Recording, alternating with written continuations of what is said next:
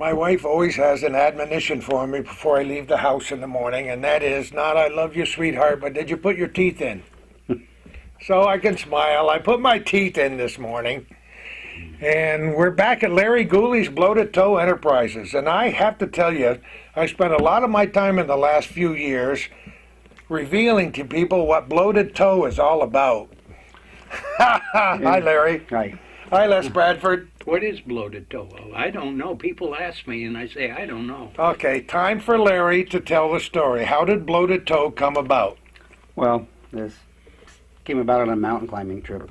One of the Owl's Heads down near Elizabethtown, Keene Valley area. And we usually lay in the sun on top of the mountains and relax and everything, and we hike pretty fast coming down, and I'm one of these bug magnets, so I got pretty eaten up by bugs that day. And on the way down, Jill was just speeding along, and for the first time I was having trouble. My foot really hurt, and it felt like my boot was full. And finally, at one time, I said, "I can't help it, I've got a bloated toe." And she just turned around and pointed at me. She says, "That's what we'll call our company."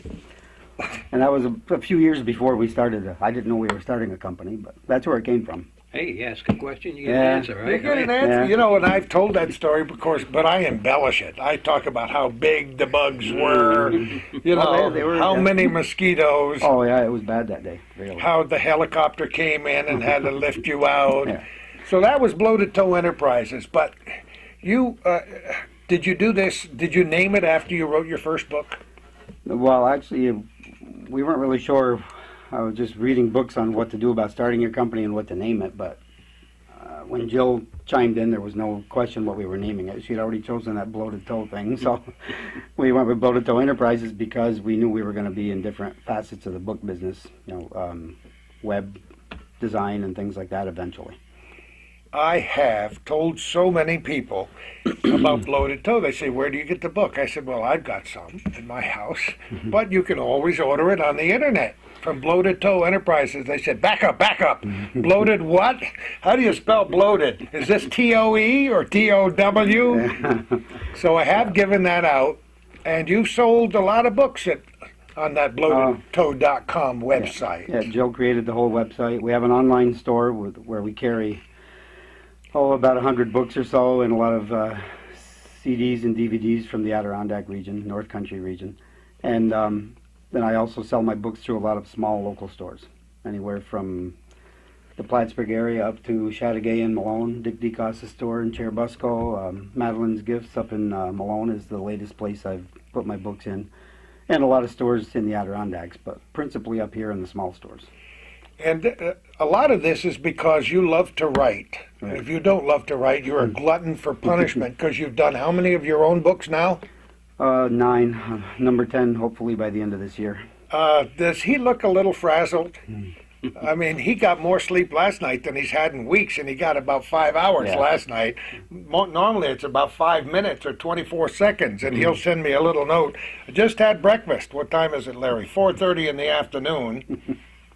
Trying to get things going, but it's hard work. If anybody thought this was a publishing company and Bloated Toe Enterprises was a picnic, they brought the rotten hamburgers because It's a lot of hard work, and there's, like any job, there's some drudgery, but there's a lot of it that I like. there's a lot of rewards. Yeah, I like helping other people get their books in print. That was one of the biggest reasons we branched out to publish for others. I'm not sure that there's anybody, well, I know you're unique in every respect. I'm not sure there's anybody else who does business like you do. You don't market your books or anybody else's books like mine, and we'll talk about that in a minute, like anybody else does, do you? No, and we also don't do ebooks, which really aren't a very good system for, especially for regional books. I mean, you can't do book signings for any book with ebooks, and it just doesn't translate well because there's a lot of power in the photographs, and a lot of the ebooks don't even show those. So we do things differently, and that's one reason that this Publishers Weekly attention came up. I want to talk about this for a minute. We'll talk about why Les is here, except to hold my hand in just a few minutes. But this is a real good deal. Tell us about this. I received a message from someone, I didn't know who it was at the time, and just, nice comments on a few of the books, including one of the Line Mountain books and the Terror in the Adirondacks. And it turns out it was one of the managing publisher of Publishers Weekly. And, it was nice at least to get that kind of confirmation that what you're doing is working. But I gave one of my usual long email replies. And Jill was laughing. She said, I love it. She said, you're crazy. Nobody's going to read that. But actually, he read it and he replied and addressed some of the issues. And then he mentioned that, would you be interested in us doing a story because you're doing something nobody else is doing, or if somebody else is doing it, there are very few. So, and really what I was doing mainly came about because my sales terms are different, and a lot of stores want the full discount that's been in place for the last 70 or 80 years.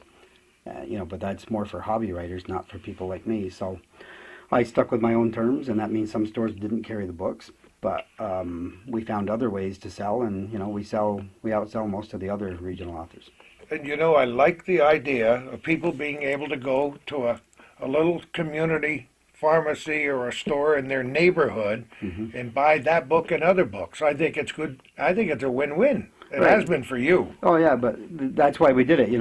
I've had offers from Borders several times. I've had calls from New York City to carry my books because they get requests. Say in Albany or Saratoga Springs, where there's a big population, you're going to sell a lot of books there. But actually, they're going to sell a lot of my books, and most of the profits are just gone. So I don't sell through them, and I don't even sell through the local Borders, the one that is or was at the mall. And I just sell mostly through the small stores in the region. And it works. Yeah, it definitely works. We have sat at this bar a number of times talking about your books and other people's books that you've printed. And how many books all told have you published? Well, for yourself and for other people? I'm not sure, but I think this one was number 18. But there's some that I hadn't mentioned before. This is one that I did free. Number 18 already? I think so, yes. I've done 6 this year. But that book I probably forgot to mention before. It's something I put together for free for the Line Mountain Mining and Railroad Museum. Paul Zimmer used to be the engineer up there, and he's around 90 years old. He's a very smart man, and he wrote it. I edited it, and I put it together for them, and they just had to pay to have it printed, and then they sell it through the museum. Well, Calvin and I, this is for people. Hey, you haven't been up there yet, Les, have you? At the old train station up in Lion Mountain? No, I haven't. Mining and Railroad Museum. I love it when they refurbish the old railroad stations. Yeah. Don't you, Larry? Oh, yeah, they're great. It's just beautiful. You and I will take a trip up there sometime. Calvin and I went up there, and we did what we thought was going to be a complete program. We spent 90 minutes talking about mining. We never even got to the railroad side. We ended up on the pile of stuff that was left over from mining, taking a look over the neighborhood of Vista like you can't believe. And this thing used to be what, Calvin, 300 feet tall or something? That's the expert. And didn't it? Before they started chopping it down, now it's flat and you can drive right up there and look around. It's only 100 and some feet tall now, right? Yeah, it's amazing how it's gone down in the last few years. But yeah, the pictures of it before, they actually moved streets out of there in order to build that giant pile. It's an amazing place up there in What are you talking Lion about? Mountain. No, The what mining. was the tailings? The ore tailings, Tailings, yeah. Yeah. And now it's flat and you can drive up there. And, Well, it's not flat, but it's it's flat enough on the top. compared to what it was. Yeah. And Calvin wouldn't let me get too close to the edge Nah, because... Still dangerous. But if I'd gone over, he would have recorded that last scream, and it would have been a tremendous hit on YouTube for sure. Show that article? Huh? Show that article? Well, yeah, let's show the article. Where is it?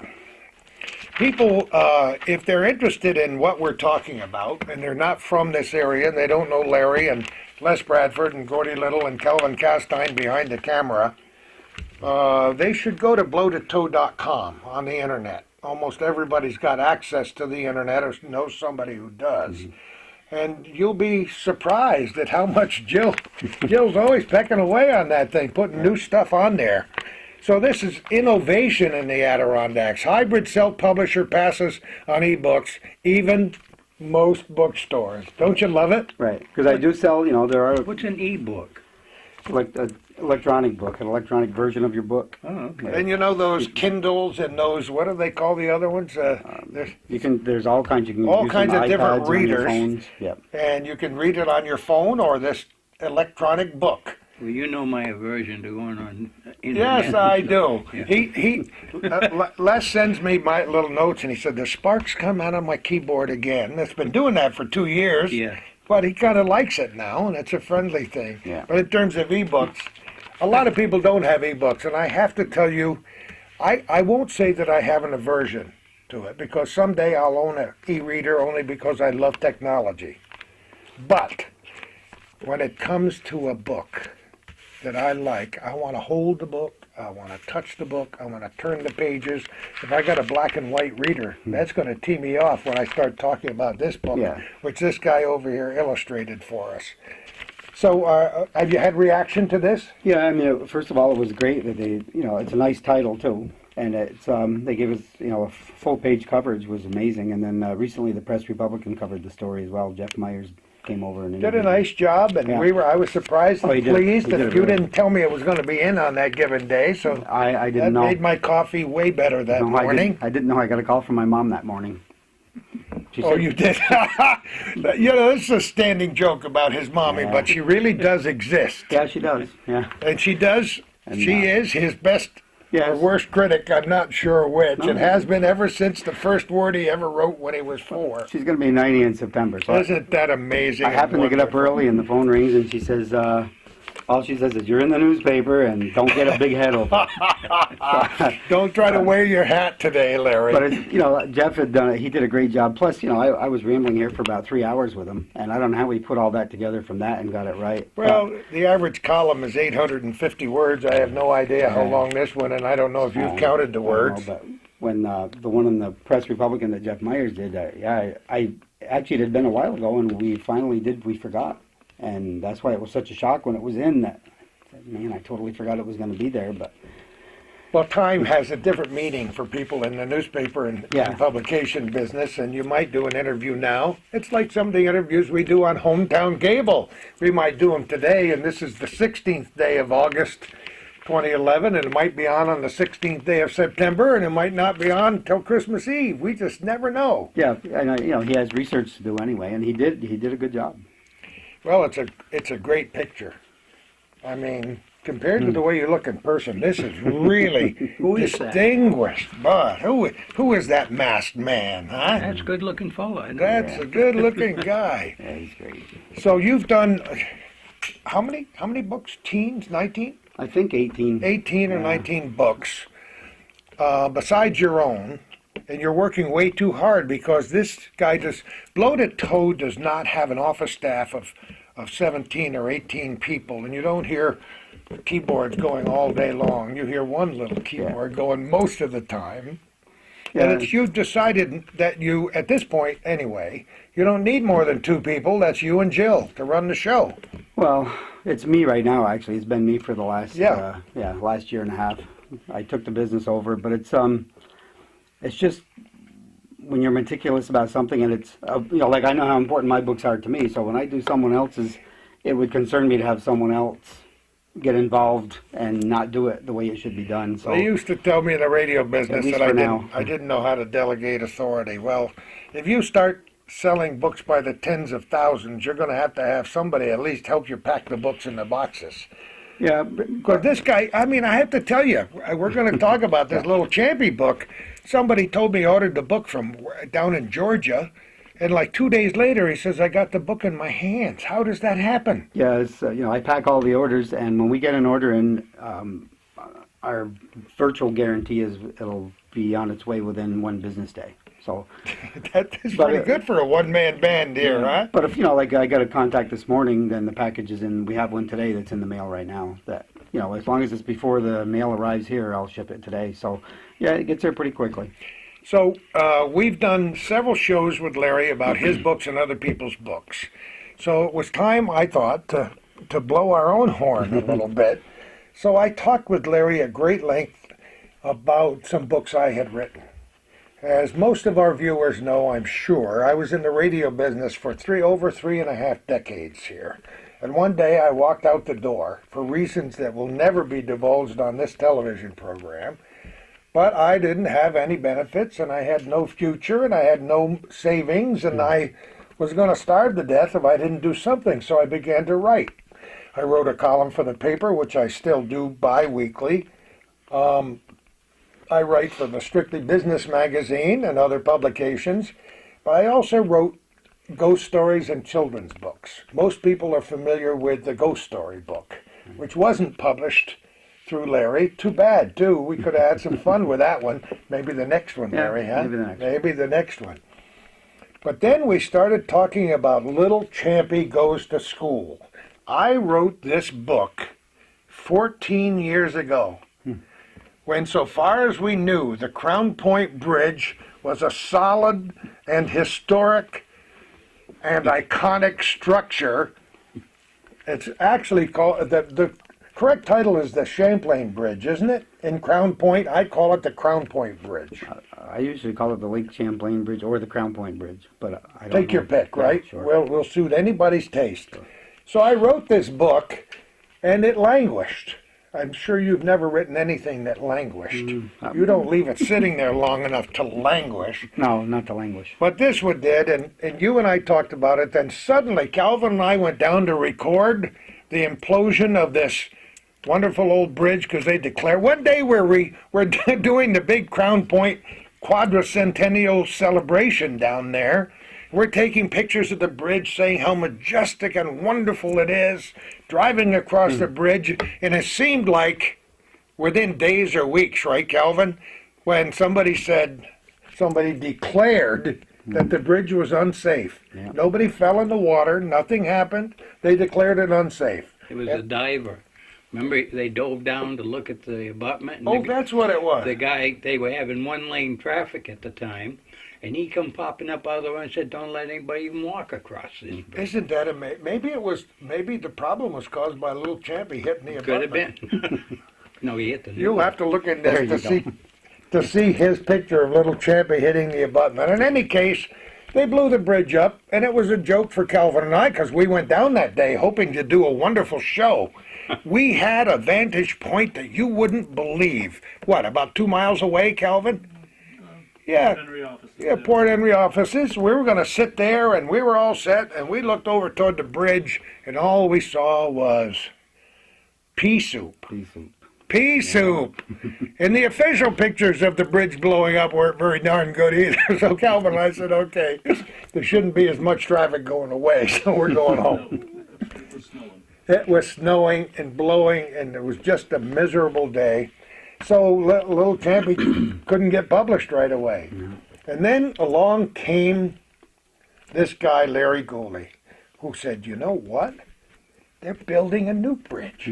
If we were to publish this book and get it finished right about the time that they put the new bridge up, I think we could sell 12 or 13 copies of it.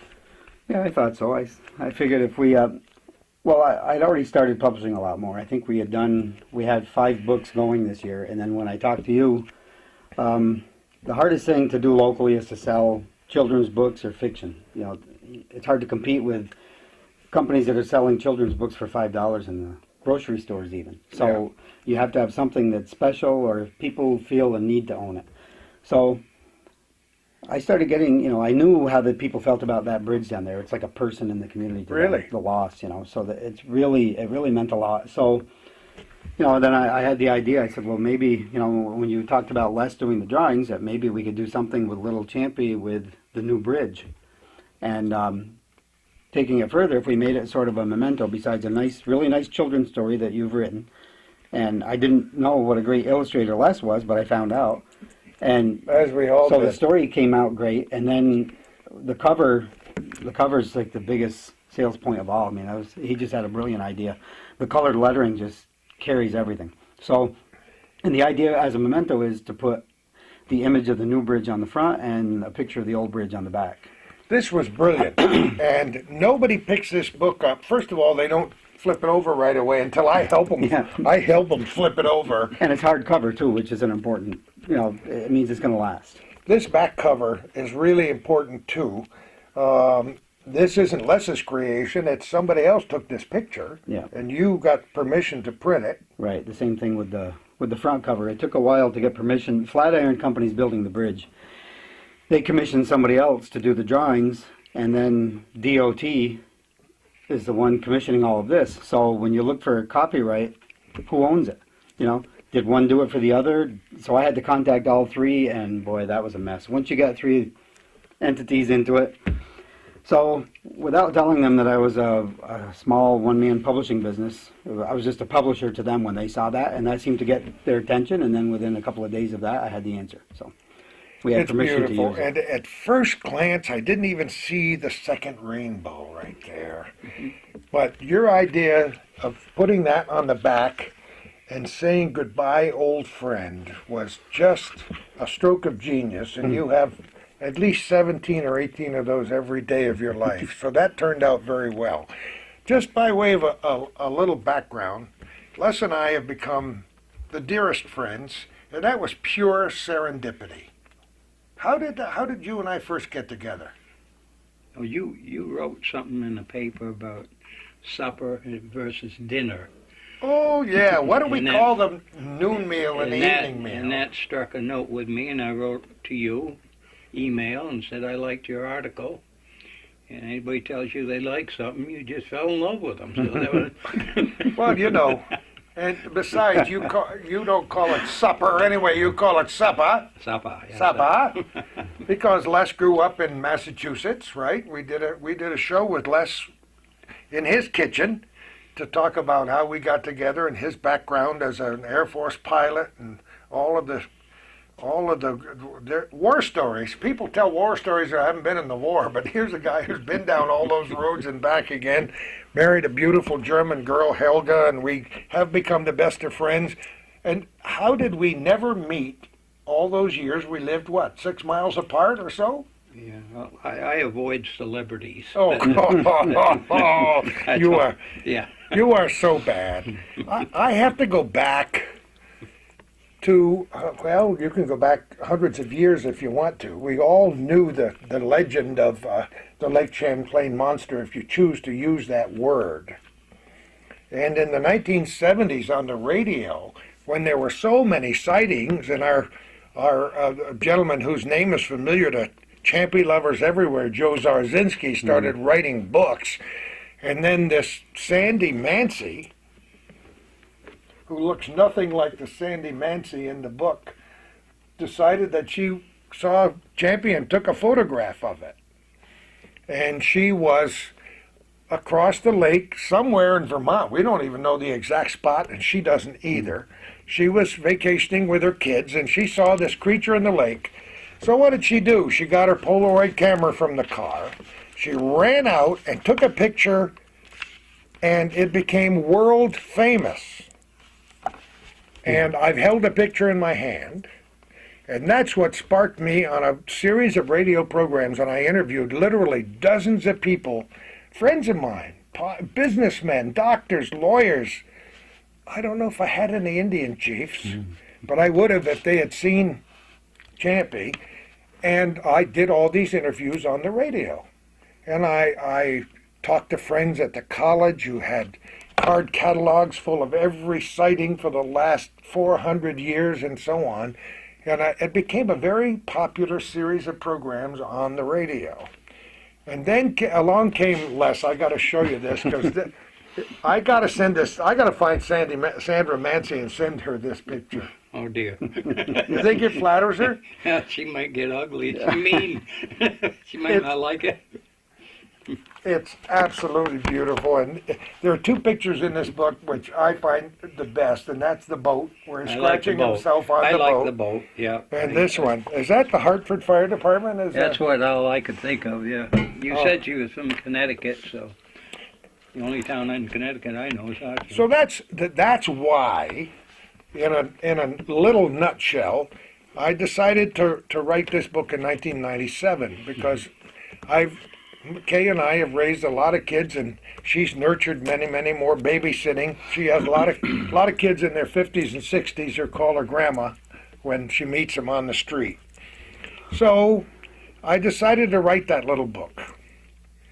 And I have tested and tried that book in literally hundreds of classrooms around the North Country, reading the book with no pictures to go with it. So Les and I got together talking about supper and dinner. And Les loves old cars. Did you bring your No, it's your raining. Maverick today? Oh, Oh, it's raining. he's got a green 74 Maverick. It's in there. It's in the book. It's in the book, yeah. Yeah, by James Cidermill. Oh, yes, that's right, in the back. So, It's not green either. Tell them the color. You keep green. no, don't say that. Mint. It's mint, Yeah, yes. anti-established mint. We won't tell them what happened to it down at Eaglefield Ford in the All Ford Classic Car Show there a few weeks ago as we're recording this. Calvin was down there. Yeah, he knew about the He saw the puddle. puddle. He knew about the puddle. Anyway, we're so glad the Maverick made it in here. But in any case, Les has loved old cars, and he's loved to draw pictures as long as I have actually. But he draws much better pictures than I do. And I saw an illustration he had done in what's that called? The Skinny's Dump. I might get Larry to publish it. Oh, you think so? Yeah, everybody likes it. And I saw these pictures and I said, "Hey, Les, guess what you're going to do? You're going to illustrate my children's book." And his immediate reaction was, "No, I'm not." And here we are.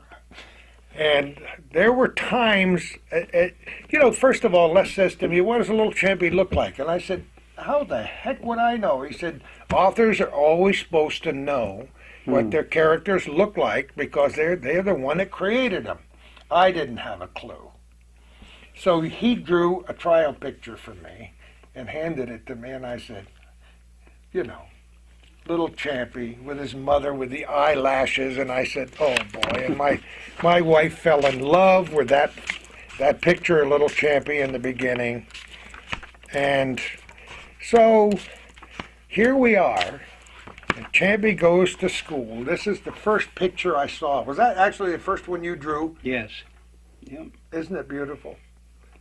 Now, if anybody had another version of Champy or Little Champy in their mind, forget that. Now he's the picture. No, it's so. That's what got me. It's so creative because we had a couple of meetings, and I figured that we're going to need to break up the text, and you need to illustrate parts of the text. So in the end, all we hand Les is page by page, and he interprets it here. But when you're reading this, just the humor is enough right there for me. It's just everything is just so cute. You know when you Matches read, so well. we call the Sunday, we call them the funny papers, Right. right? Remember when Mayor LaGuardia read the funny papers Yes. on radio? Yeah. That's way before Larry was born, but you and I remember that, Les. So when you read the funny papers, those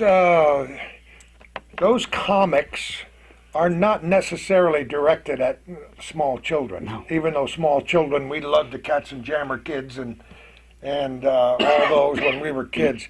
But there's a lot of humor for adults in those. As a matter of fact, most of the humor these days, I think, is directed at adults. But these pictures are winsome.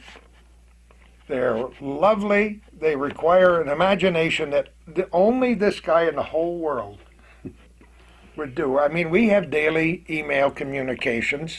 We probably should be doing things that are constructive instead of writing these long letters to each other. Yep. And maybe we'll publish those letters and both go to jail for a long, long time. But his pictures, how many pictures are there in here? Did you ever count them? 20-something. 20-something. And he kept asking me, "When am I done? When am I finished?" And as most of the ladies in our lives on the distaff side stand there, not with a firm whip, but they just letting us know that they can flick the end of it on our backs when they want to. Helga stayed with you all the way, saying, "You better finish that cotton picking book." She'd wake me up. I'd be taking naps. My morning nap was. So it takes a while. We didn't know quite how many we were going to need. We had it. I mean, this is the expert. He knew how long the book had to be. We had some of our meetings included. How do we want the book to be? This way, this way, this way. Yeah, that was a big decision actually because it's a lot more expensive to do something unusual, and this is 10 by 8, so that increased the cost. And I was worried about less because I can't even imagine doing one drawing, and here we knew he had to do close to 30. And then I had a moment of panic when they came in and we said, well, that's all the pictures, and it didn't match what we originally had, but that opened up something that became, I thought it was important anyway, the opening to the book where you address a little bit of history. Instead of just having the story, you tell about the old bridge and the new bridge. You know? Aren't you glad that we did it that way? It's a Yeah, good, but you know, the thing was, we'd all heard about Champy. As far as we knew, there were one Champy. We didn't know he had a family. Well, Gordy came up suddenly with a father, a mother, a grampy, an aunt Champella, yeah. and all He's these, going nuts saying and all too these- many all Champies. these kids going to school, you know. So I said, "Whoa." Oh, yeah, that's the So actual he view. started in. This is an artist's rendering, as they say. Yeah, that's the drawing the company did of what the new bridge would look like. It was one of the choices. And we had Out of to several. also get approval to put this Oh, in the yeah, book. Definitely, because it's for commercial purposes. Now, I have to tell you, I have a friend named Mark Doobie, who's a captain. His wife, Margot Cluett, they're dear friends. And he was working this week down at the bridge and sent me photographs. The middle span is what remains, right? Both sides are done. The middle span is what remains. He sent me a picture of that middle span on the barge floating to the work site. Yeah. You see this, it's a giant, massive structure going up the lake toward the work site. Then he sent me another picture of these massive hydraulic cranes. I can't even picture how much lifting power it's going to take to put that thing in place. It's going to take more than to come along. More than a come along. You got that right. Have you looked at the bridge cams? They have cams I there all have- the time. He keeps telling me about the bridge cams, and Yeah. I forget to look at them. Yeah, I mean, it's daily. You can scan all the way across the lake and look at everything that's going on. It's pretty neat. It keeps you up to date on everything. Well, I don't know what the final timetable is. I keep hearing October 9th. Yeah, October 9th for the opening and October 15th for the celebration, but everything's tentative right now. We're hoping that the weather is really, really good. I can remember some delightful Halloweens where the kids didn't have to wear coats over their dragon costumes, and we kind of hope that happens this time around. Yeah, but I have kids that played soccer, and I remember standing there with Calvin in a lot of really bad weather in October, like snow yeah. flurries and things. So I had lots of kids that played football, and we've been down at Lenny Field when the snow was Yeah. flying, and you couldn't There you see go. 1 inch in front of your face. well, that's one reason. You know, Les did his work faster than we thought he could do it, and that's one How reason. about that? That's one reason the book is out now.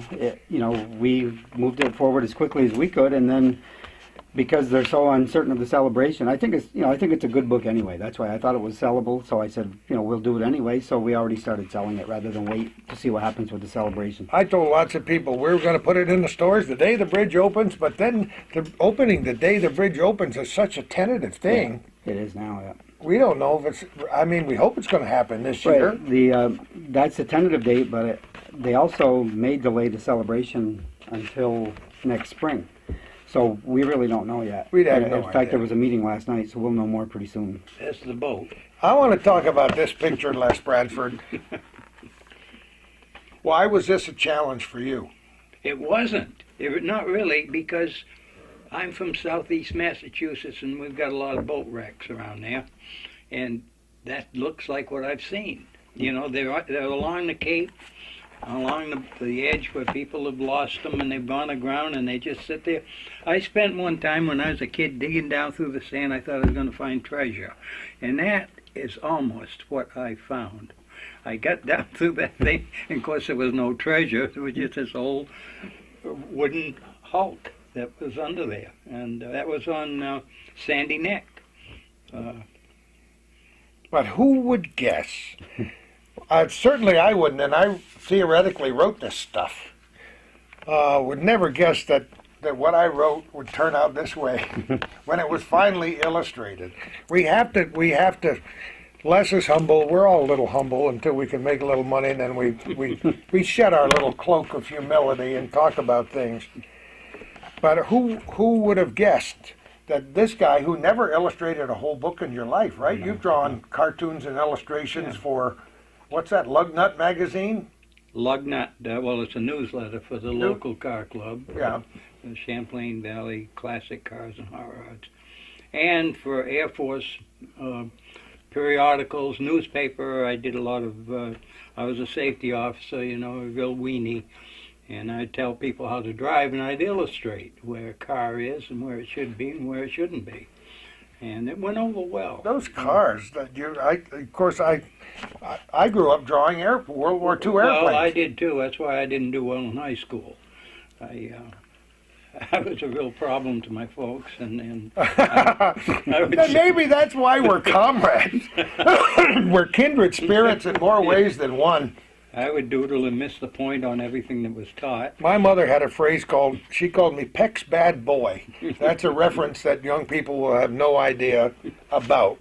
But I was the black sheep in my family, and everybody knows it, and my poor beloved late parents are struggling in their graves at the moment to remember the bad times I put them through. And some of it had to do with drawing in school. Yeah. I spent my whole life doodling and drawing in school, and you did and I did, and teachers hated that because you weren't paying attention. And now science tells us you can pay attention much better to lectures and things if you're doodling and drawing pictures. Well, I don't know, that old Catholic school steel ruler, that's pretty effective too, about paying attention. I didn't even do well in art class because I sat there and doodled. I love it. So anyway, you drew all these pictures. I didn't want to get Aunt Champala too sexy. It was a kid's book. And One of my favorite features, I love turtles. We had a pet turtle named Tucker, and he was trained and everything. Tucker the turtle? You never told me that. Yeah, we had him for quite a while. He was the size of about a quarter when we first got him. But in almost every illustration, he's got a little friend, the turtle, helping out. I love it. And every time I read this story, whether it's to a group of adults or small children in school, and I mention that it was his Aunt Champanella who was his teacher, they all giggle and laugh because that seems to strike a titillating nerve for the people. how do you draw a pretty water lizard? I don't know. It was, I have to tell you about a photograph I have. I've mentioned it, I don't know if I've ever mentioned it on this show. Calvin and I had a mutual friend who used to send me a lot of the music that I played on the radio on Sunday mornings on a Sunday of solid gold. He loved old music and had a collection, and he also had friends far and near, as we all do. And when I did my series of shows on the Lake Champlain monster, he contacted a friend of his who was somehow involved as an archivist at the Smithsonian of photographs. And he told my friend, our friend, I got this photograph of one of these monsters taken somewhere up in your neck of the woods in the early 1900s. I have no idea where it was taken because there was no name on it. We're never going to show it down here because we don't know if it's real or fake or what it is. So he sent it to my friend. My friend gave it to me. I was going to bring it today so our friends could see that we do have a photograph of a up close and personal of what I would call the Lake Champlain monster. And it shows these good old boys with their bowler hats and a bunch of cordwood standing vertically along a lake front. Let's call it Lake Champlain. And this monster that's 30 to 50 feet long with a very interesting head and little tiny fins and a tail. And it looks real. It's actually two photographs that you have to tape together because they had to take two pictures. Now, he didn't know where it was taken. But then I remembered a story about a man named Albert Hager, the patriarch of Cumberland Head, the Hager farm. Hager's. And he heard I was doing these interviews, and he said, called up and said, "Get your butt out here. I got something to show you." He was well into his 90s. I got there, and he dragged out this old yellowed newspaper article. And it described how this farmer on Cumberland Head, Albert's father, he and his buddies had dragged this carcass out of the lake and put it up on the lake shore and called Albert to come down. Let's say he was 14 years old, come down just to be as a witness. The newspaper came out and wrote the big story, but guess what they didn't do? Didn't take a photograph so far as we know. So wouldn't I love to connect that photograph I have with that particular occurrence and say somebody there had a camera and took this picture. Yeah. Anyway, Little Champy Goes to School is now finished. It's in some stores, but mostly not bona fide bookstores, right, Larry? Right. Cornerstone Bookshop in downtown Plattsburgh, Cornerstone Drug in Rouse's Point, all the stores that I sell through. I think we have some up in Barron's and Ellenburg, up in Dix and Cherubusco, Bill's in Brainardsville, Maggie Pharmacy. I love it. The Pharmacy in Prue, Larry Shandley's, the Prue Health Mart.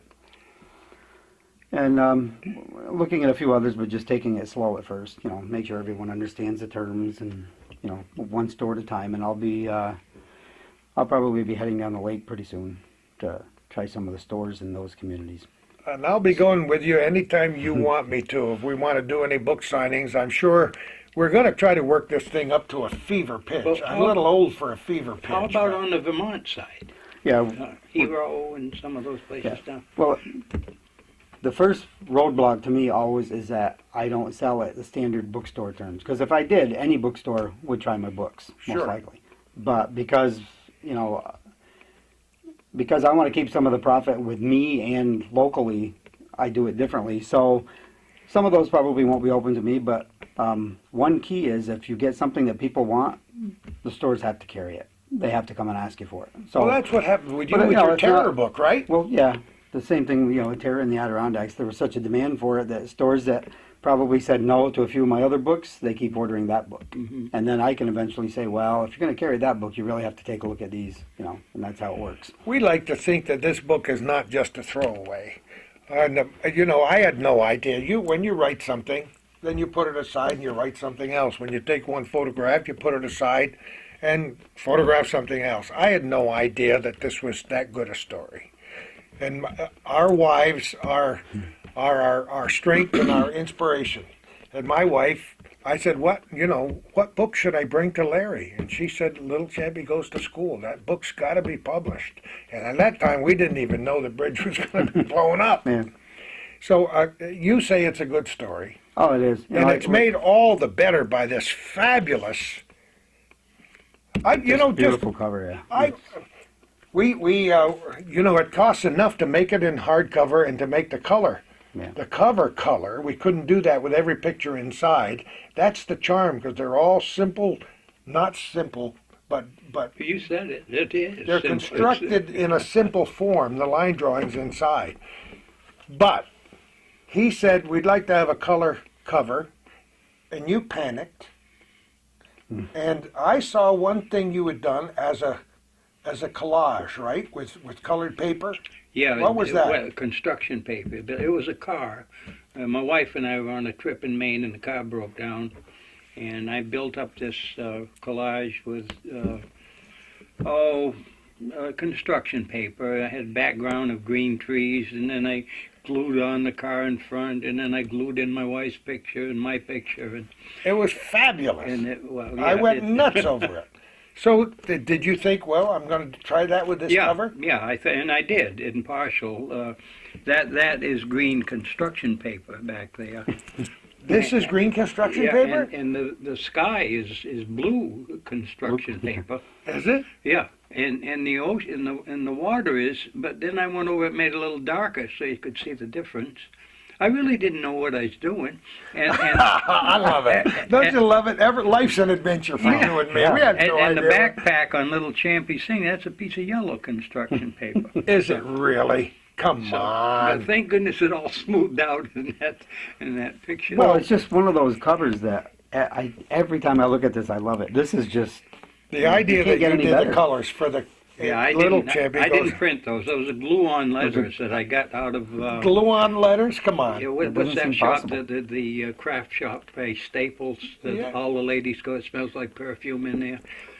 I love it. I bought a bunch of letters and. Huh? Michael's. Michael's. yeah. Michael's, yeah. Now we have to go on to the dimension, an added dimension of, well, we had to fit it to the cover.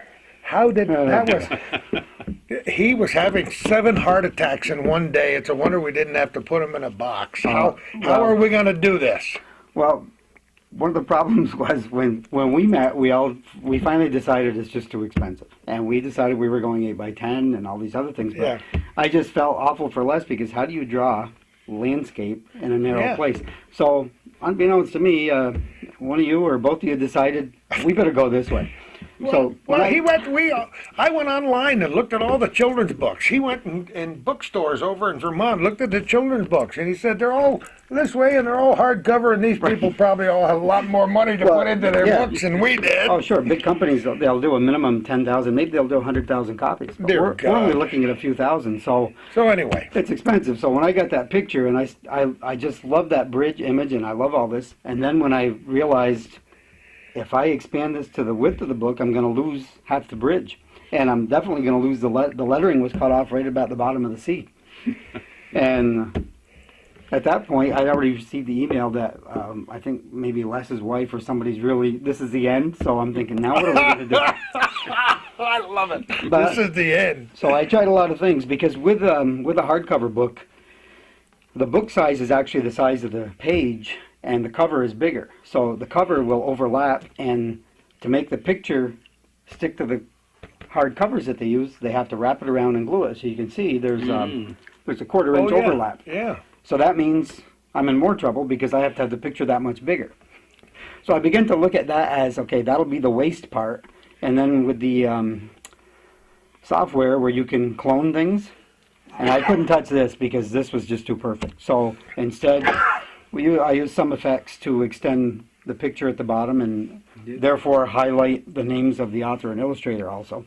But it's all Les's work. It's just we had the thing I didn't like was we had to lose part of the bridge, but we managed to keep in both edges where it reached to the water, and it just frames great. everything beautifully. I mean, really. It's one of those things that was meant to be, and something else that I've had many comments about. This sounds simple to you, but Jill said I think it ought to be. Oh yeah, we had to ask they have end sheets with a hardcover book, and you have a few choices, but I'm probably not a good guy to be choosing that kind of thing. But No, so we asked nor for her would I. input.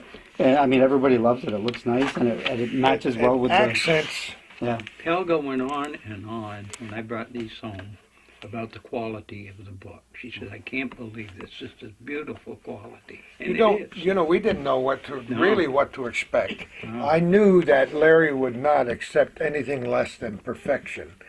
Every project of his is his favorite at the time. But I was worried, I got to tell you, because once I saw this flattened out, when you did this with the color lettering, I said, I don't know how we're going to do that justice. I did think, though, that glossy, because glossy would really set it off, and, Jill thought, yeah, it was a good idea, stick with it. And, one question was, these books, they have to be crimped, which sometimes can cause the book, yeah. because of and it's a small book. You have to have a certain number of pages, and we're right at the minimum. So when they crimp it like this, the decision was we should center it between the crimp and the edge, which made a big difference to me because this is the actual edge of the book. But we decided to center it between the crimp and the edge, and the lettering I think is just fantastic. Larry, something I don't understand. Do you physically make these books, or is this someone else you contract Well, with? we do everything. We create the final files, and then we have a printing company that puts them together. They do the printing and binding. That's it.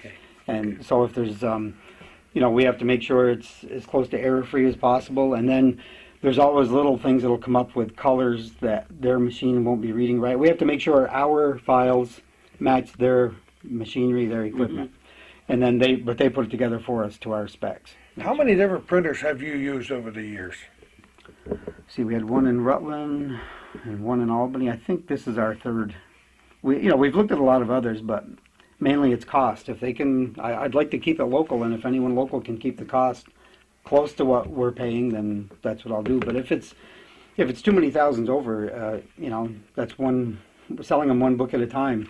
It takes a while to cover all that, because you often don't see a return for a year for some people. I need to see it more quickly than that. But Yeah, you got to buy the Wheaties for tomorrow morning. Yeah, it's a big investment to do something, and imagine as small as this, how thin this is, but you're talking many thousands of dollars. Well, how do you determine how many pages you should have? This was a consideration in the beginning. Yes, when you first set it up. Right. Some of the, like the books that you'll see maybe in Hannaford, in the grocery stores, or in a lot of the bookstores, are done in bulk. They'll do anywhere from 10,000 to 100,000 copies right away. And that means your cost per book might be only 10 or 15 cents. So if you're selling it for $5, there's a big profit. But for us, the cost might be $4 or $5 per book. Or I paid more than that, depending on what's in it. Color pictures will add a lot to it. And also, again, depending on how big the company is, some can print. I've had people come to me just recently and they're asking, I've got a 16-page children's book.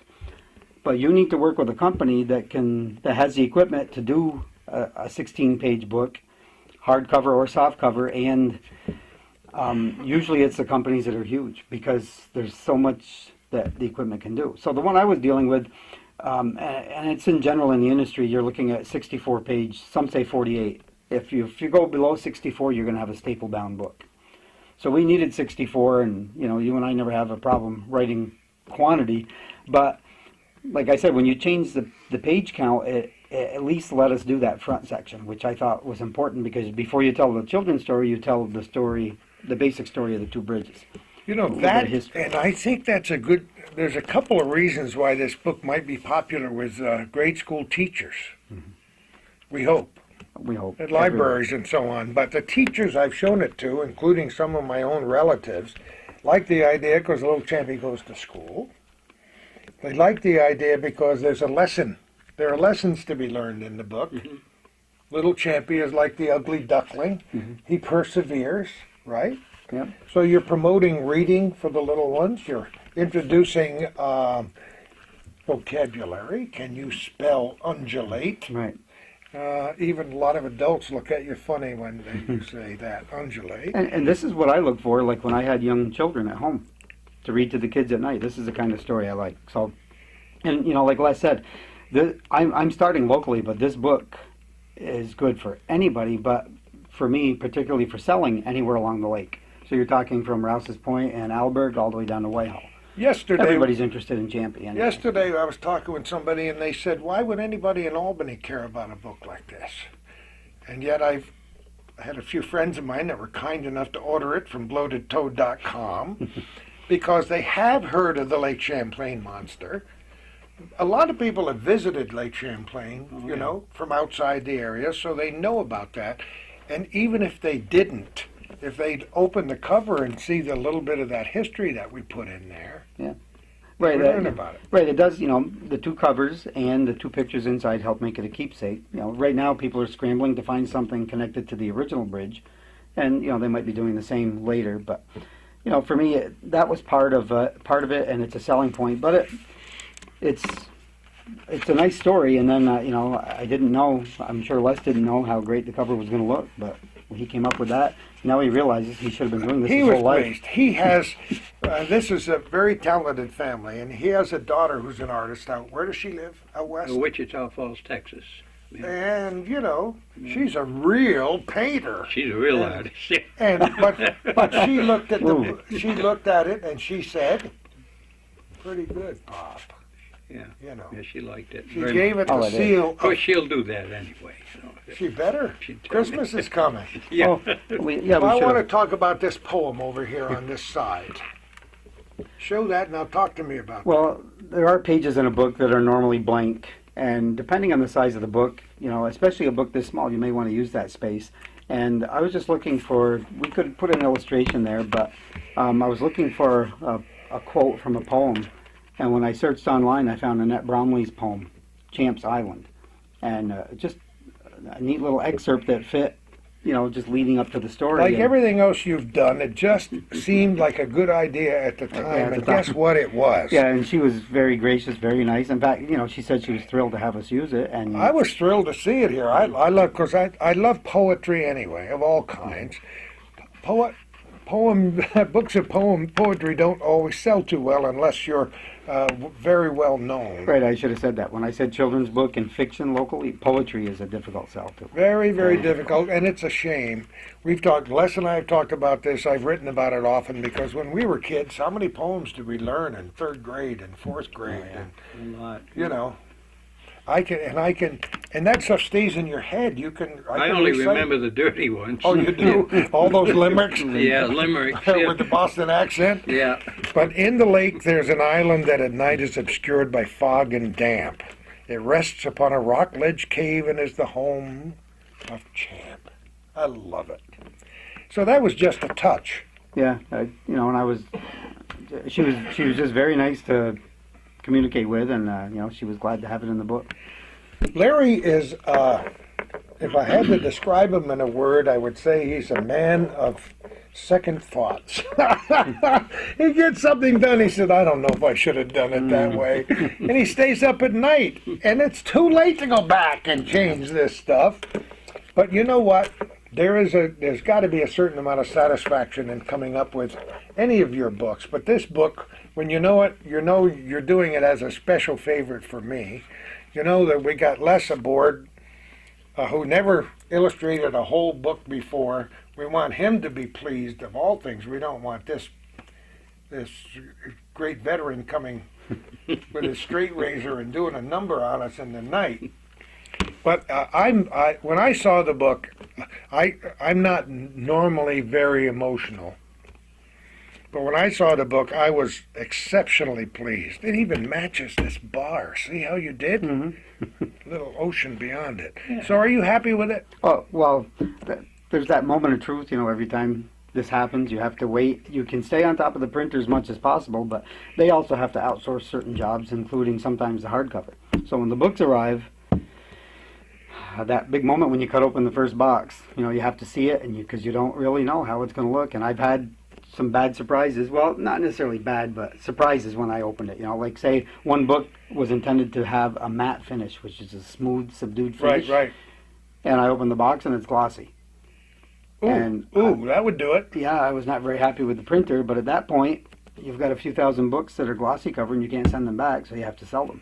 So, but when I saw this, actually, my first thought was this is it can't get better than this. That was my first thought. It can't get any better and then, than this. the couple of the guys in the trucking outfit are there, and they said, "Man," I said, "I wouldn't mind having my own name right on the bottom of this one." That's what I thought right away. That's how nice You the cover got your is. name inside whether you want it. Yeah, but really, that part never really matters to me. But the cover is just great. I mean, I think that's just a strong selling point. Larry, I've got to get back to this building a book. This is construction. Now, when you send this to the printer, do you send a prototype or No, something? it's all electronic file on the computer. Yeah, Oh, you have to have. When I did my first book years and years ago, I wanted to do it myself, and I used a program they call Microsoft Word. I didn't know what a bad idea that was, but I learned, and I managed to. I mean, when you see the book, you can't imagine it was done that way, but it was. And then when I saw what the company was doing, and some of the things that kind of slipped by them, I thought, I could do it better. So how do they do it? And I learned about the book publishing software.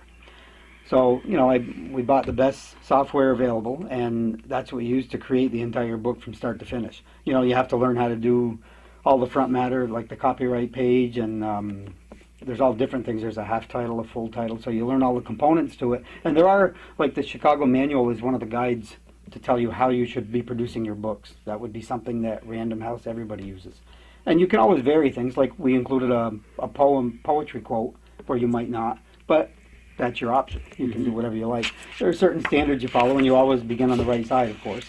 So you have to prepare the whole file that way, and some of it is tricky because I probably wouldn't add page numbers now until the very last thing, because when you add page numbers and then you start changing things, and then it changes not just the page number, that means it changes every reference in the book. that, you know, when you already said on page 14 is something, that's what happens, especially in an index. It can really mess it up. So, and photos are another thing. I'm doing a book of, say, 200 pages, and then say I decide, oh, that perfect photo for page 30. So I put it in there, that moves the entire book forward one page, and it changes everything. Yeah. So you have to make sure you save the index for last as well. But everything's prepared electronically, and then separately are the covers. And right from the start, I knew no matter what the expense is, covers are always going to be full color. You don't hold back on the covers, and that's one reason right there.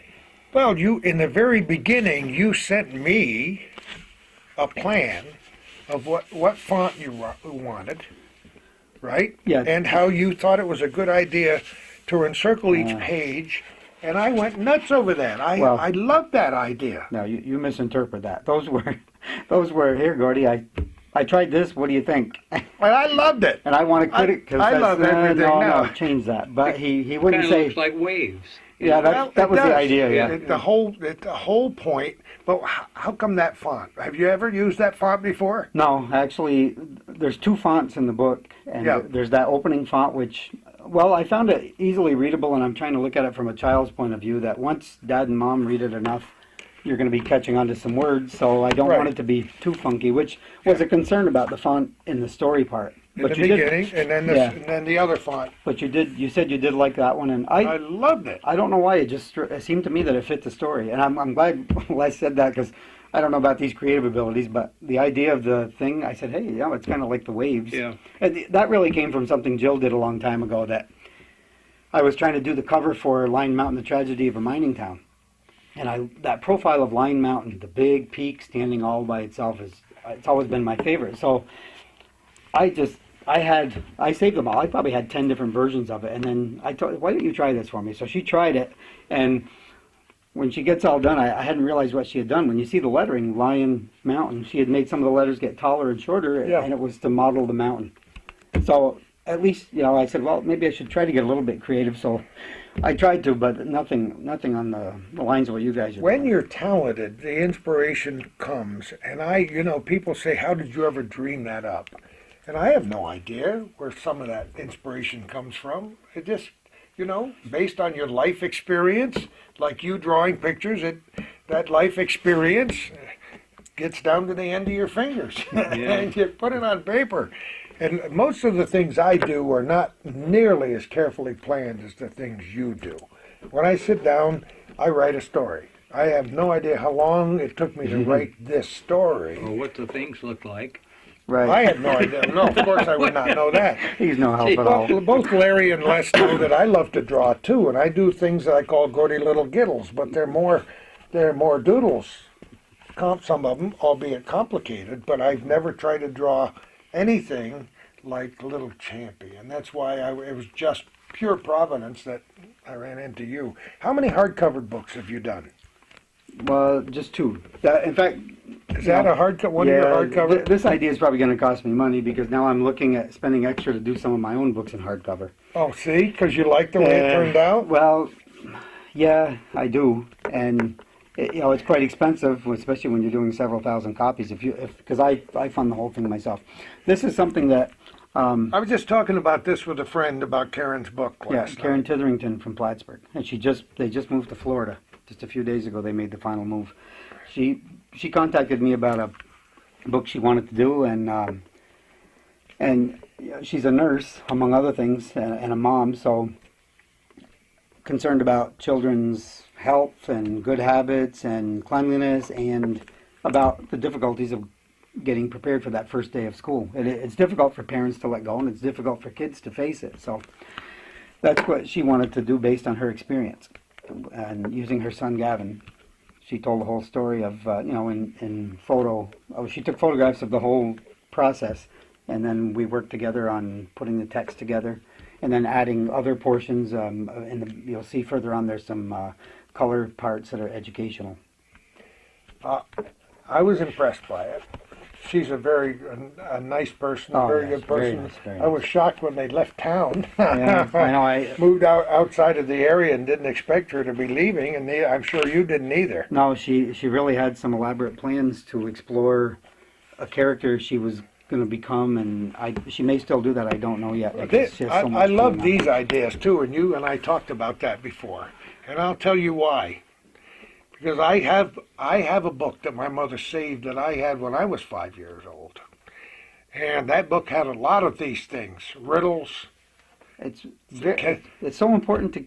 connect the dots. They develop keep a people- discerning eye for things. Keep people thinking. Can you find the pictures on the next page? This kind of thing. Right, or the one where which one is different in the row. Now, Exactly. and Karen noticed, she said, when you look at it, I can't find it. And I said, well, that's the idea. That's the whole point. We want to challenge the kids because, they have to have that discerning eye. You have to notice things and the attention to detail.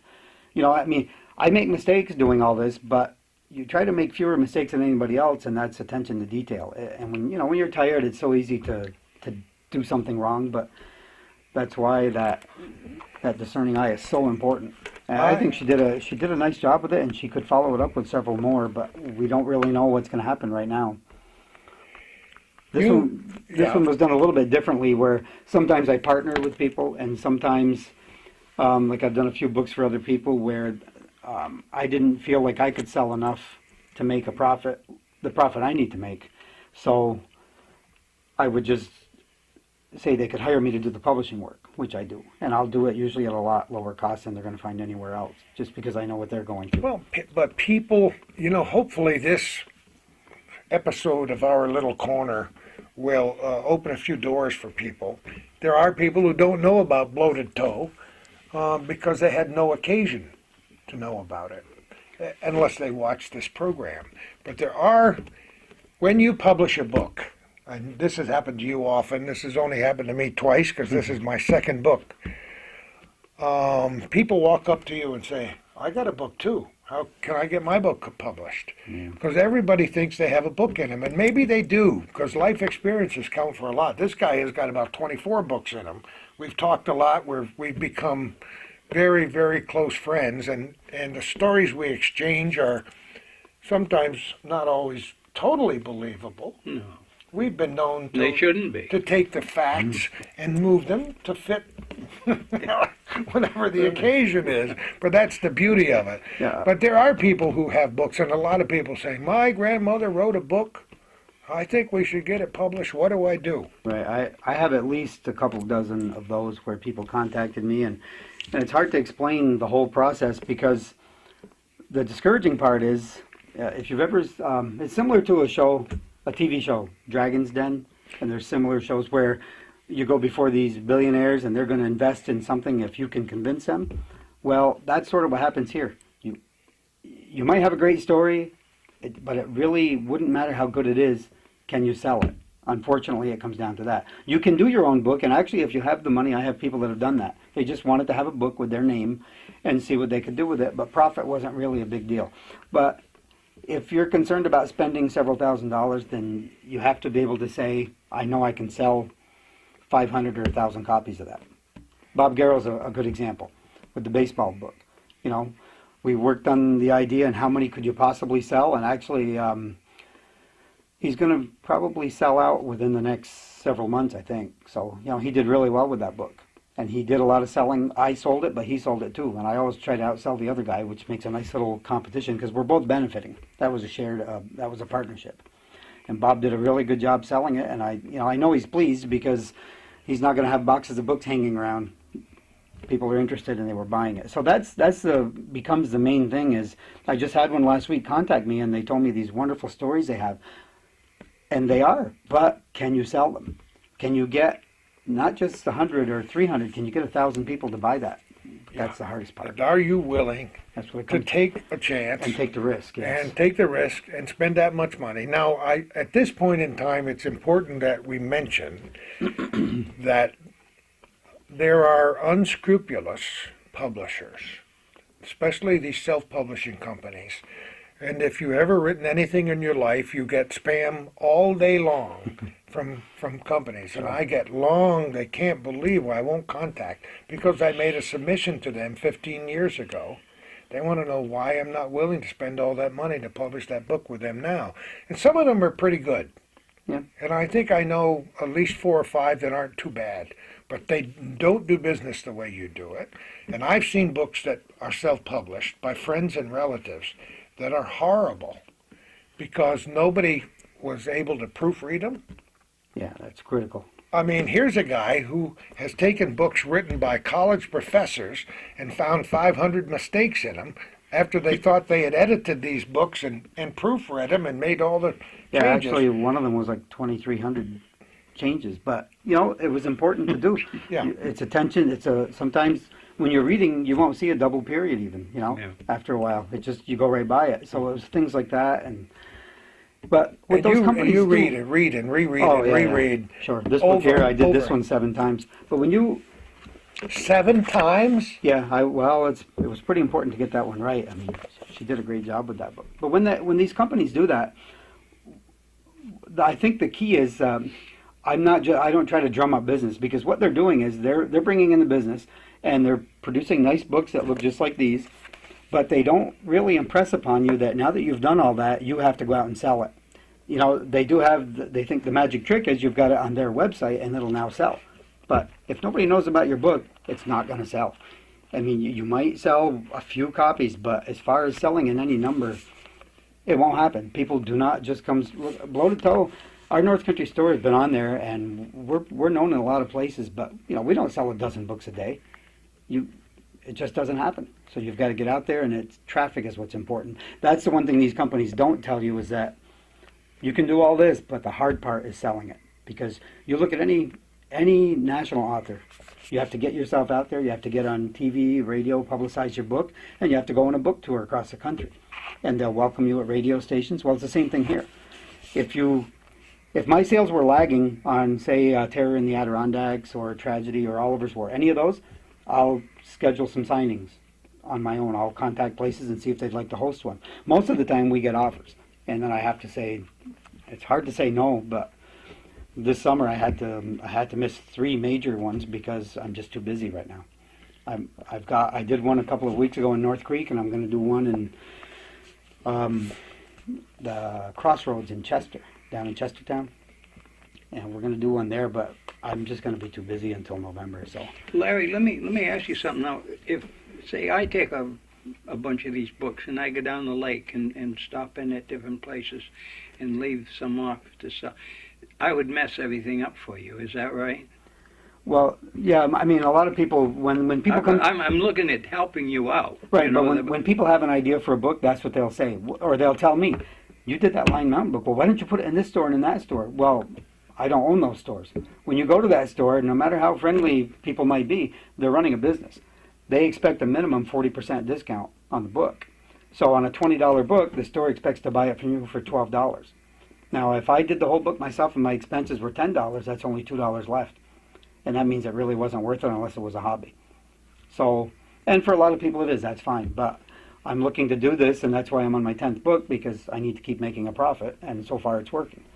But to do that, I stick to my own terms. I discount all the books that I do, I'll offer at $5 off retail.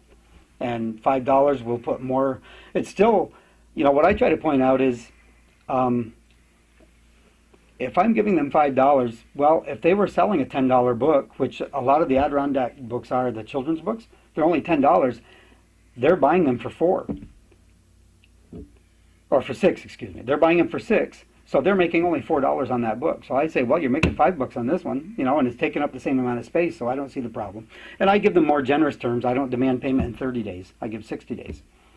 And and then I have to say, my job is producing this, and your job is selling it. So you sell it, I'll give you twice the amount of time, and then I'll send you more books. And that's what I do. So I do often go through a list of, say, Burlington, Whitehall, any place along the lake, find out what stores, pharmacies, and things like that. And they're on my list of places to go. And, you can do all this theoretically, but boy, when you start to do it physically, it takes time. Oh, yeah. If you want to, like, say today, we wanted to hit some stores in Burlington, well, there goes your whole day. There's a whole day of work of just, you've got to get over there first, and it takes time to stop in each store. And then, like the process I do, it takes time even here to travel all the way through Plattsburgh, West Shazy, Ellenburg. I go to Altona. Mountain Mark carries my books. They've got Little Champy as well. And then all the way up to Cherubusco, Chateaugay, Malone, Brainerdville, and back home. That takes most of a day because you don't just run in and run out. You have to talk, you have to visit with the owner, and you have to count the books, get paid, and restock. So it's quite a process. So I try to limit how many times I do that now. Some of it too, I'll try to do by mail if I can. That's one way we're expanding now. Is rather than drive all the way to the other side of Malone, it'll sometimes be less expensive to pay the postage and just ship the books. So yeah, so I'm reaching out that way, but the trouble is you have to have faith in people, and they don't always come through. Well, you know, this isn't traditional publishing for the most part. No, I do that. But And since I'm not a world famous author, nobody's going to give me an advance of $3 million to put little Champy on, and then I rake in the dough. Right. People who watch this program know that I wrote one other book that's been published called The Ghosts of Clinton County by a New York State publishing company. very popular book too. And it was fun to do, and my wife is after me like Helga's after him to get the job done. You have so many other ghost stories that you have to write about. But even when that happens with a regional publisher, I don't make very much money every time a book is sold. I make almost nothing every time a book is sold. I didn't have any money invested in it. Right. I did have time. So there's so many choices involved. Right. Until or the key. unless you're a Stephen King, and you can command a certain Right. amount of money for each book. But you've chosen, you know, it's like Frank Sinatra's I Did It My Way. You probably wouldn't be happy in somebody else's shoes in the publishing business. You've constructed this thing called Bloated Toe on your terms, and you've pretty much not let anybody else design it but you. Right. It's finally, you know, at this age, finally getting a chance to make some choices. And, you know, I do, you know, I'll make less profit on a book, and there are some where I just get paid to do it. There are some where I make all the profit myself, and there are some where I, like, partnered with you and partnered with Bob Garrow. But, you know, for the most part, the contract you signed is that standard. Authors are going to get about 6 to 15%, and that's about it. So, you know, you might make anywhere from $1.50 to $3 on a $20 book, and you're going to find out that you're actually the prime salesman too. You're going to drive sales, otherwise the book won't sell. There are a lot of great books that never sold because people just didn't get out there and do it. And you know, that's one reason I had to do it. I was almost pushed to do it this way, is the stores said, well, yeah, that is a really good book, but not for $5 off retail.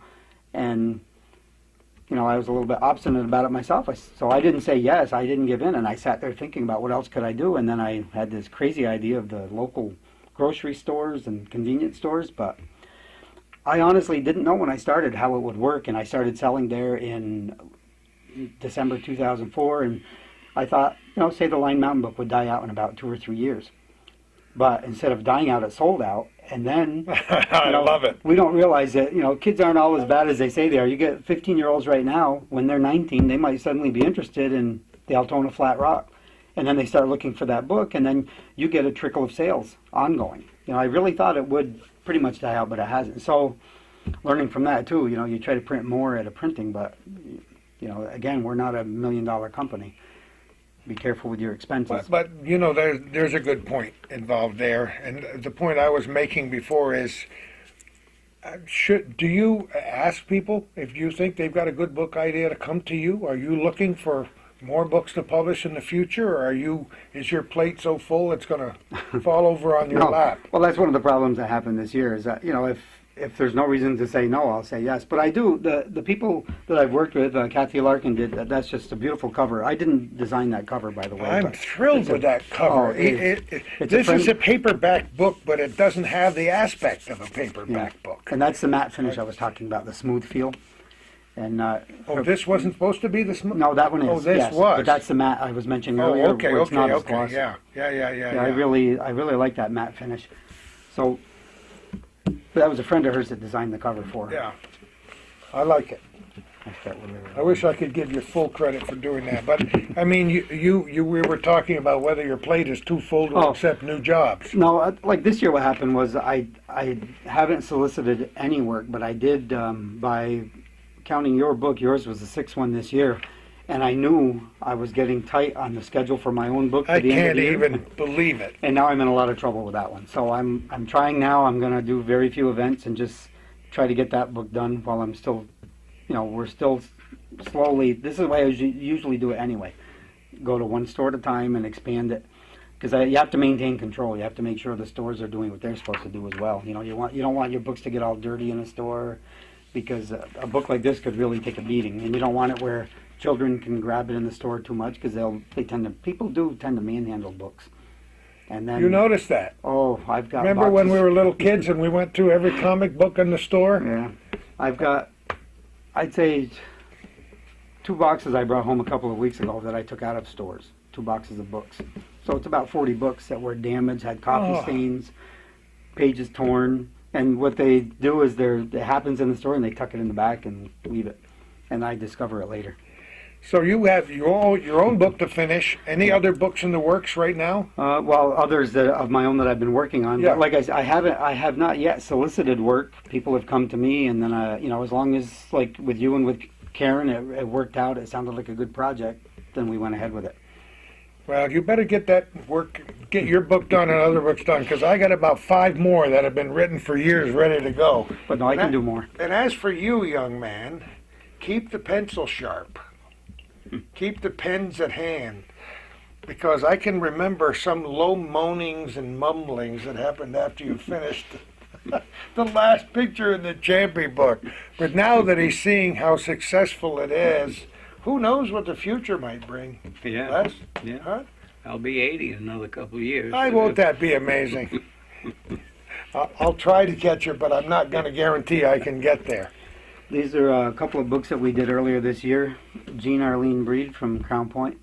She was the writer supporting everyone when the whole bridge controversy was going on. There were even questions of should we rebuild the bridge, and the suffering that everyone went through. I mean, it's hard for someone to imagine when you live here and your job is just a few miles across the lake, and now you have to drive 100 miles to get there. Oh, And yeah. She chronicled the entire thing and kept track of her letters to the editor, contacts with everyone, and published the book. I did the publishing part for her. We took whatever material she provided and put it together. And she's I think this is an important little book, don't you? right, and hopefully it's going to sell well for her at the bridge celebration. And then she's also a poet, and she wanted to publish. These are books that she's selling herself. I'm trying to help sell them. She followed up with that one. We just completed that recently. It's some very nice, it's surprising when you start reading poetry how much you like it. You find out Well, you missed it. it's not surprising to me. from And when I bring the topic up in my columns every now and again because poetry is important. Yeah. Most of the songs you and I know and the lyrics we remember from our childhood are poetry. I like all kinds of poetry. I like to write it in a loose form of poetry, but I'm not. I only do it when I'm inspired. And that's what, you could tell she was inspired. There are poems in there that really catch your attention, like one that she started to call Larry's poem, Move That Rock, because you'd run into some problem. Oh, I love it. And it would, well, for instance, we were trying to get permission to use that photo of 9/11. And Yeah. that was one of the rocks I ran into, because Oh, it was my. owned by a giant corporation, and it was, impossible to get answers from They people. didn't even respond, did they? Right, and she was thinking, well, we'll just, I tried to find a substitute, but in the meantime, I kept pounding away and finally got permission. So it was that type of thing, and she did. There's several poems in there, and there's some that are very, very touching. People will enjoy it for Well, sure. I like what you've done so far. I like you as a person. You have qualities that I admire, that I wish I had for myself.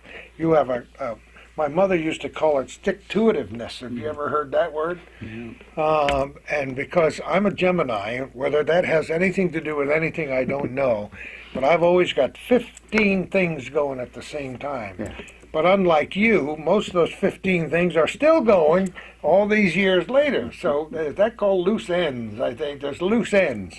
Yeah. Not only are my shoes untied, my belt's hanging down, and all these loose ends. It's obvious by looking at around my house. But you got to pick up those loose ends or you'd never make 5 cents. Right. I mean, every project has to finish. My own never feel like they're done, but you have to stop at some point and take the chance. Well, here we are. Little Champy Goes to School is finished. It'll be in a lot more stores by the time people watch this on television. It's available at bloatedtoad.com. Right, and they'll find our North Country store. They'll find it there as well. And North Country Store and many other places around the North Country. I have to thank you, Les Bradford, for coming into my life as a friend and for tackling a project where neither one of us knew where the heck we were going down these roads. But here we are, and we met at Larry's place on a bar that matches the cover. So how could things be any better than that? Good luck to you in everything you do, and Jill, we just love you guys so much. This is Larry Gooley defines the word entrepreneur, because that for me is not a guy that starts with $1 million to invest in a company. It's a guy that has bootstraps, and he has to pull them up every time he gets out of bed in the morning. Sometimes he doesn't even get his boots on before he's got to do the first thing. Oh, can I mention one thing? Yeah, of course you can. This is your house, baby. I just recalled I received after the Jeff Meyer story in the Press Republican, I received notices from a few people, and one of them was Janet Dupree. And by the way, she said to say hi to each one of you. She was excited when I told her She about sent me the several book. messages, and she said hello to each one of you. She knows you all very well, and yeah, she just supporting us for the work that we've done with the books. And it was just it was a nice surprise. It was pleasant to receive that. Well, she gets a generous hug from me every time I see her. I admire her as a person. I just love her and the family and Elmer and everybody. Well, thank you so much, gentlemen, for all your contributions, for your friendship, and for your hard work. Writing something like this is the easy part. It's getting the rest of it all done that counts up until this point in time. Of course, we hope you buy all of Larry's books. We hope you buy at least 10 or 15 copies for Christmas time of Little Champy Goes to School. And if you see Les Bradford on the street, you shake his hand and tell him that he's a pretty cool guy. And if I had to go up in a C-119 flying boxcar tomorrow, I'd want him at the helm. You might not. I got double vision going in that. That doesn't go well. That's all right. We'll pick any two places and land in the middle. It's like our good friend said, if you come to a fork in the road, take it, right? Yeah. Okay. Thank you all for watching the program, for your suggestions. If you'd like to make a monetary contribution so Calvin can afford to get to all these places we go to and so we can continue this program, please make out a generous check and send it to Hometown Cable, care of Calvin Castine on the Ridge Road, Champlain. And who knows where we're going to be next time for our little corner.